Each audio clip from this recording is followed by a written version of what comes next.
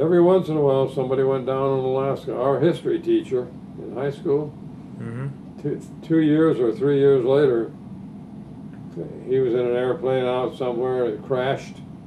They never did find it. Never found the plane, never found it. This, our teacher's ex-teacher, blind, I mean, the Blinding Creek. Well, I tell you, when the sun came out up there, you really forgot about all those rainy, stormy days. It was just beautiful. You get up on the top of one of those mountains and just look around and nothing but 360 degrees of pikes. We learned what we could do and what we couldn't do. And we learned to stick pretty close to that. And therefore, first month that summer, we got grilled by my dad and by, I don't know, Gaylord caught some of it too. And my dad had been raised in the mountains of Washington in the first place. So when he went north, he had some kind of an idea of what we were getting into. So he made us stay always within sight. And before we crossed any streams, one of the fathers came up and checked it, you know, for current. Now this was like your stepdad? Beg pardon? Was this your stepfather? No, my real father. So I thought your real father. My step grandfather. Oh. One of them, and he was as nervous as a cat, but he was a hell of a shot. So when season opened, he and two of his friends had worked out where on one of these mountains there were 3 sub-peaks. And one year there, my step-grandfather was complaining that it's getting harder to see. He wouldn't be able to see his sights on his gun. He wouldn't be able to kill a deer and all this, because these guys went to the top. And every year they had they changed over so that everybody got an even chance to go down and come inland. But it was some country. You could get yourself in trouble. You could get yourself killed pretty easily. My step-grandfather, he went to this place where there were the 3. Actually, they were just started little, and then they got bigger and bigger. As you went down, they got bigger. So where you could have quite a bit of water in there to work your way through. And so we did. We learned how to do that. And by a few mishaps, you learned how not to do it. That was more important than learning how to do it. But my step-granddad, he was complaining, just before hunting season that he wouldn't get his deer and all this and that. So the 3 of them started, and he was I think he was in the middle that time, the middle miniature cropping of rock. And they hadn't been gone separated 5 minutes. They started down the different side. And they heard my granddad yell, "Help, help! There's a bear down here! There's a bear down here! Be careful, be careful!" And so we ran up and over and down, and because he was so damn nervous and so fast, he was still well ahead of us. So we went running down. The first thing we saw was a shot deer. The next thing we saw was a shot bear. He'd hit that bear 4 times in the head, wow. Killed him, and then threw the gun down and ran and climbed a tree. Jeez. So they had a tie mill up there.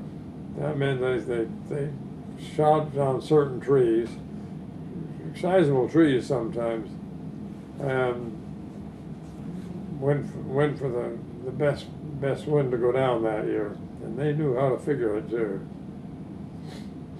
But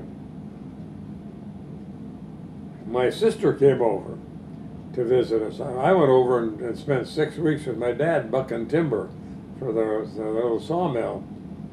And they loved to tell the stories of these cougars. Well, there were cougars in there. You see a sign, but you don't see a cougar unless he's stalking you. So we had guns when we went into the mountains. And I think I used to borrow a 300 Savage, I think it was. That was a big rifle. You better have something you hang on to. You shot it. That out the road gang.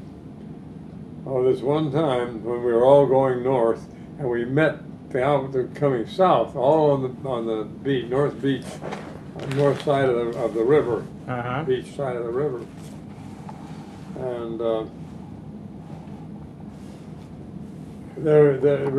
we've been told that at exceptionally low tides you could walk across from mainland to the across the water would be low enough on going across where it's too damn deep to go any other time. And so, well, they were out there, Dean and I and one of their friends from Mendenhall Glacier. They decided they would like to go up Salmon Creek and do some fishing. So we yelled. We couldn't get them to hear us. They were out there, you know. And one of his buddy who had the 300, he said, "I'll get their attention." He flops down in the mid and he kicks up mud. They're about 6 feet apart, and he kicks mud right between them.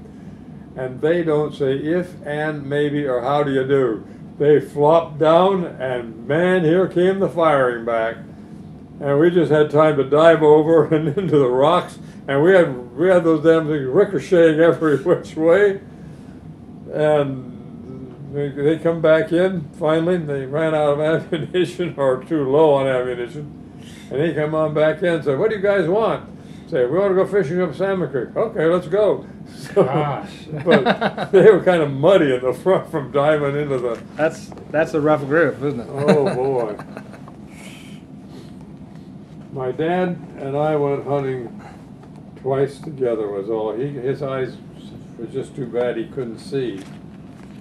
And so when my friend had tried to take us and taken that darn bird dog along, and the bird dog scared up the deer, God, they came up and this one and then they disappeared. They were gone, and we went all the way to the top of the mountain looking for them. Then never even got close to them. Once you alert them, you've got a lucky day if you ever get a second chance. But when he took that dog, now he was a real hunter, and I think he just gotten this bird dog for birdseed, but without thinking, as he says, we came up on this rock. We were walking on a flume, right down and almost at the level of the water we were wading through, and we didn't see those deer until we got clear to the top of the mountain, and then we didn't see them. They were clear crossing another ridge, and you weren't going to go all the way down that mountain, all the way up that mountain. Well, they were just walking around over there. They know how they scare easy, especially if they got horns on their head. But we got over there, and my friend said, "Jim, take the one," and he loaned me a 25-30, I think it was, which was a cut between something or other. He said, "Take the one on the right." And I was just lifting my rifle to take the buck, a big buck. And that damn bird dog saw them. Yap, yap, yap, and the deer just went this way. We didn't see another deer all day. Yeah. But we got good exercise. My dad and I went one other time when we went up and over and down the mountain. And geez, there were some deer down in there. But the only thing we saw were bucks.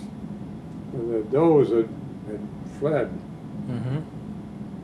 I don't know what scared the bucks, but